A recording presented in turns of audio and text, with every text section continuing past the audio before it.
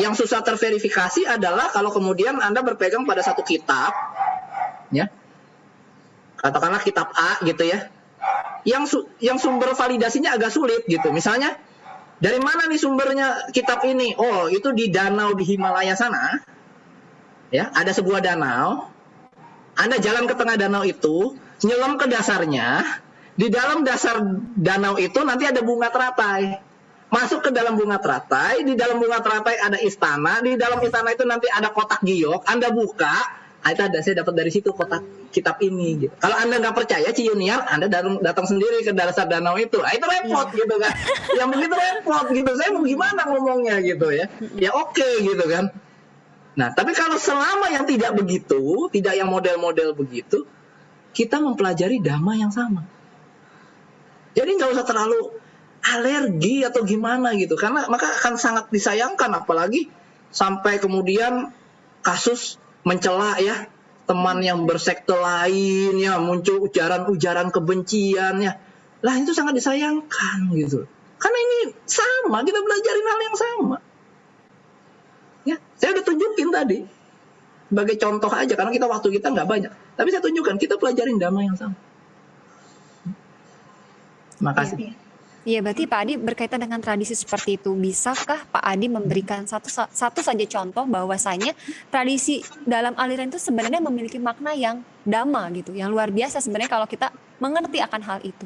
Bisa nggak Pak Adi kasih contoh satu saja agar teman-teman semakin mengerti gitu Pak? Tidak harus diberikan contoh karena Anda cukup membaca saja. Dari literaturnya aja udah kelihatan. Tadi itu sudah contoh yang jelas sekali gitu. Anda punya tradisi mana, Anda bisa lakukan dengan sama. Kalau Anda mungkin bicara soal Mahayana misalnya. Mahayana misalnya, Anda bicara Mahayana. Dalam root text yang paling tua di Ekatorika agama, makna Mahayana itu apa sih sebetulnya? Mahayana itu adalah jalan mulia berunsur 8. Ya. Jadi dalam ceritanya adalah ketika Brahmana Janusoni pada waktu itu keliling kota Sawati pakai kereta yang serba putih. Kudanya putih, keretanya putih, Brahmananya pakai baju putih, sorbannya putih, cambuknya putih, tongkatnya putih, benderanya putih, semua putih, keren dah gitu. Mungkin kalau zaman sekarang kayak kita lihat mobil apa Rolls Royce gitu ya, keren, emas gitu ya. Wah keren nih gitu loh. Sehingga orang-orang kota pada bilang, wah ini nih kendaraan dewa nih, ini kereta dewa nih. Dewa Yana gitu istilahnya. Kereta dewa gitu ya, kendaraan para dewata ini. Karena di dunia nggak ada nih kereta yang seindah ini gitu kan. Maka kemudian para biku yang melihat kejadian ini kemudian melaporkan kepada Yang Mulia Buddha. Ya. Kemudian dikatakan mereka kembali kepada Yang Mulia Buddha dan kemudian bilang, wah ini tadi Brahmana Janusoni itu keliling kota mantep banget, ini pakai kendaraan surgawi nih, keretanya nggak pernah ada di dunia yang kayak gini gitu.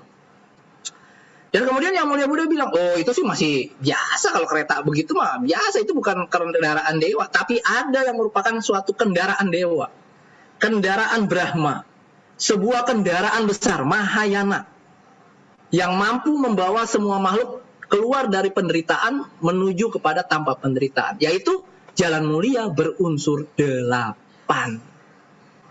Kenapa? Karena dalam jalan mulia berunsur 8 ketika dipraktekkan tidak mengenal Anda laki-laki atau perempuan, Anda kaya atau miskin, suku Anda apa, Anda warga negara mana, nggak dilihat. Selama Anda praktekkan itu dengan benar, dengan serius, dengan sungguh-sungguh, ini merupakan suatu kendaraan besar yang bisa membawa kita keluar dari penderitaan, dari samsara. Itu Mahayana. Jadi siapapun kita di sini, saya nggak tahu ada berapa yang menyimak di sini partisipan, saya nggak tahu di YouTube berapa. Siapapun yang menyimak di sini, selama Anda mempraktekkan jalan mulia berunsur 8, atau suatu sekte itu mengajarkan jalan mulia berunsur 8, ya itu Mahayana, kendaraan besar. Karena kalau itu dipraktekkan bisa membawa kepada Nibbana. Itu aja, simple aja. Jadi apa yang mau diributin? Jadi nggak ngerti apa yang mau diributin. Jadi ketika kalau saya melihat dari penelusuran sejarah, karena saya menelusuri ya, karena saya beruntung dulu saya di Asati saya bertemu dengan Yang Mulia Bante Kusaladhamma. Ya, Bante Kusaladhamma. Ketika waktu itu saya lagi hot-hotnya Abhidhamma gitu kan ya, hot-hotnya Abhidhamma. Dan kemudian saya bawa Wibawinitika, subkomentar daripada Abhidhammata Sanggaha. Bante, ini menurut Wibawinitika, gitu kan, biasa orang Abhidhamma gitu. Ini Wibawinitikanya begini Bante, gitu kan ya. Wibawinitikanya gini. Kemudian Bante sih senyum-senyum aja gitu. Dia cuma bilang gini, Bante bilang gini, Di, kalau kamu mau, jangan telusurin maju, telusurin mundur. Telusurin ke root text-nya. Cek kitab Abhidhamma-nya ngomong apa. Ya. Maka kemudian saya cari tuh, karena waktu itu belum ada terjemah, sekarang udah ada terjemahan Indonesianya, Enak Dhamma Sanggani. Dulu waktu itu belum ada, nyari-nyari saya setengah mati, nanya-nanya nggak ada yang punya gitu ya. Kemudian nyari dapat gitu Dhamma Sanggani ya, dapat e-booknya yang edisi 1900, Nyonya Rhys Davids punya gitu ya. Inggrisnya masih begitu kan ya.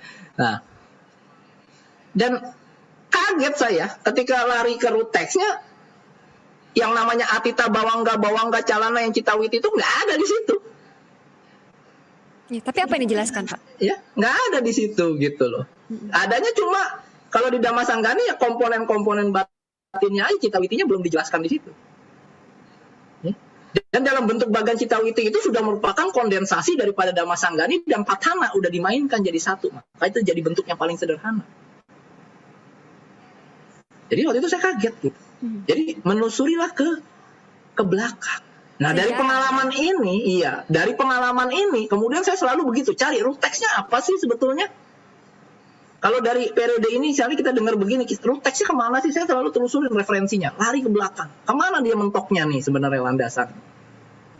Nah, kalau kita bicara Mahayana, mentoknya root text-nya adalah, Mahayana itu adalah mereka yang menjalankan jalan mulia berunsur 8.